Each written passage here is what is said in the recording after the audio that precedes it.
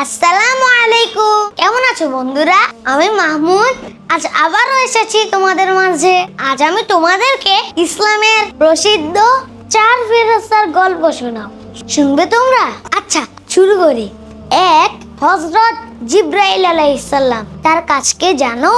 তিনি আল্লাহর পক্ষ থেকে নবীদের নিকট ওহী নিয়ে আসতেন। 2, হযরত মিকাইল আলাইহিস সালাম। তার কাজকে জানো? তিনি আল্লাহর নির্দেশে বৃষ্টি, রিজিক ও প্রকৃতি কিছু ব্যবস্থাপনার দায়িত্ব পালন করেন। 3, হযরত ইসরাফিল আলাইহিস সালাম। তিনি আল্লাহর নির্দেশে কিয়ামতের সময় সিংহায় ফু দিবেন।